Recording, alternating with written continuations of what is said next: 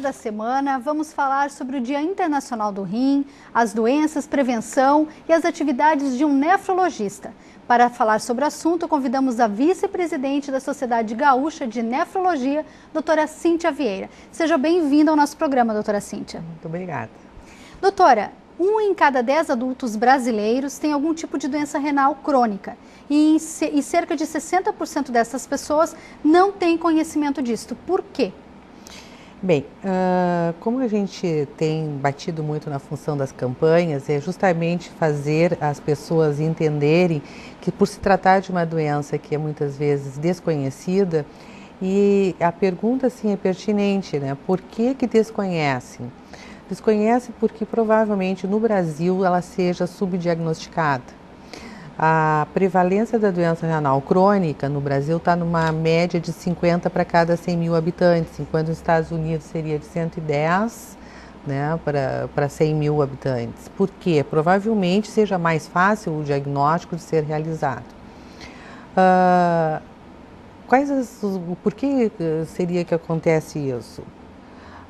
A gente tem uma dificuldade do próprio médico, que não seja especialista da área, mas que o próprio clínico, que às vezes faça esse diagnóstico com exames bem simples, né?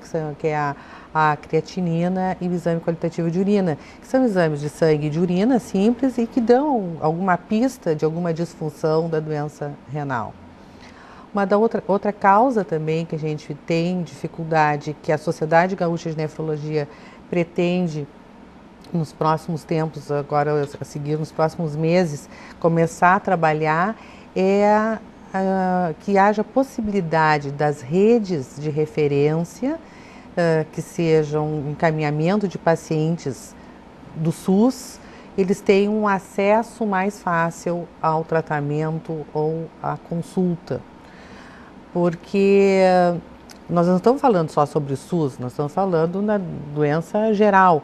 Mas como nós temos a grande parte da população é atendida pelo SUS ainda, então essas portarias que normatizam esse fluxo, elas necessitam ser cumpridas e precisam ser trabalhadas. Então, isso está sendo pelos nossos governos, tanto municipal quanto estadual, mas há uma necessidade ainda de um afinamento disso. É difícil, no caso, ainda para o paciente conseguir chegar até o nefrologista? É difícil ele chegar no nefrologista, pela rede. Doutora, as doenças renais podem atingir as pessoas em qualquer faixa etária? A doença renal é como qualquer outra doença, né? Como a parte cardíaca ou qualquer outra pneumológica, ela atinge qualquer faixa etária, desde a criança ao adulto, ao idoso. E importante se salienta sempre é que quando a gente fala em criança, a criança ela tem que ser monitorada também, né? Tem que ser vista a pressão arterial da criança, pelo menos uma vez, para ver como é que ela se tá normal. Mas a doença renal pode acometer qualquer idade. E quais são as causas? Como saber? Bem, as pistas para a doença renal, as causas mais frequentes, por que está crescendo tanto a doença renal que se diz? Diabetes, hipertensão, são doenças crônicas, primeiro hipertensão, diabetes, sobrepeso, as próprias doenças renais, as nefrites, né?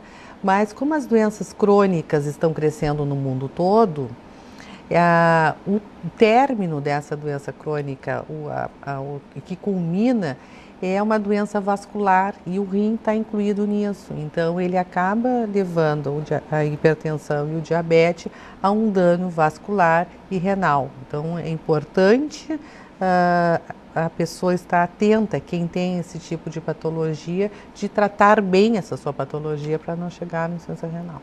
Ela tem como prevenir? De que forma? Bem, a doença renal, como é que as campanhas trabalham a prevenção da doença renal? Esse é o 7º ano do Dia Mundial do Rim, como diz, é mundial, né? Então, assim, é no mundo todo, em que está sendo feito de uma forma como campanha, um mutirão para mostrar a importância, né? Mas que quer que as pessoas entendam que para prevenir tu precisa ter uma vida mais saudável, como tudo, né? Então, tomar mais líquido, você recomenda 1,5 litro de água por dia, que são 8 copos de água por dia. Não fumar, diminuir o sal, fazer exercício. Se é hipertenso ou hipertenso, tem que tratar de forma adequada, não tratar um dia, no outro não tratar. O diabetes, tratar de uma forma adequada. Não tomar o uso o anti-inflamatório de uma forma indiscriminada, ele tem que ser comentado com o médico, tem um tempo determinado, geralmente. De cada caso é um caso, mas não tomar de uma forma indiscriminada o anti-inflamatório que causa problema nos rins. Diminuir o peso, né? Então, acho que são medidas que, se eu estou dizendo, não são coisas tão diferentes de outras especialidades a dizerem, mas é que é para enfatizar a vida saudável que deve ser melhorada e apostado nisso. E até ele questionar em relação a essa data, é comemorado o Dia Internacional do Rim, mundial, no caso, no dia 8, né? E aí vocês têm essa campanha. Ele não é dia 8, é assim, no mundo é feito na segunda quinta-feira de março. E esse ano caiu no dia 8, no Dia Internacional da Mulher. Então seria o Dia Mundial dos Rins das Mulheres. Mas assim, ele não foi comemorado no dia 8, ficou no dia 9, justamente para não ter esse conflito, né? Sim. Mas várias ações foram tomadas, né? Nós tivemos apoio de várias entidades, tivemos a própria Prefeitura Municipal de Porto Alegre, iluminou o laçador, iluminou a Prefeitura. Tivemos vários hospitais, entidades que participaram no BRIC da Redenção, atendimento a cerca de 300 pessoas, fora as crianças, com orientações e medição de pressão arterial, orientações com nutricionista. Foi bem interessante, já é o 5º ano que nós vamos para o BRIC. Interessante. Doutora, existe algum mito em relação ao consumo de sal, né? E as pessoas geralmente falam que o excesso pode prejudicar os rins, isso é verdade? Acho que não é mito, eu acho que é verdade, né? Porque o sal, a gente não precisa não tem uma necessidade muito grande de sal. O sal, ele está embutido na própria refeição, ele é mais por se tornar a comida mais palatável. Mas à medida que se consome mais sal, o sal ele leva à hipertensão, e a hipertensão não é favorável aos rins, como não é para a circulação em geral, para o organismo em geral.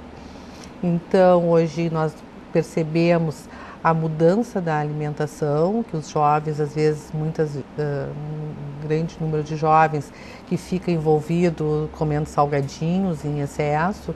Então, essa dieta, ela já está sendo mal conduzida na orientação desde a infância. Ela deve ser já os pais já devem orientar os filhos a não consumir sal em excesso. Obrigada, então, doutora, pela entrevista, pelos seus esclarecimentos. Críticas ou sugestões, mande seu e-mail para tv@simers.org.br. O Atividade Simers fica por aqui. A todos, uma ótima semana.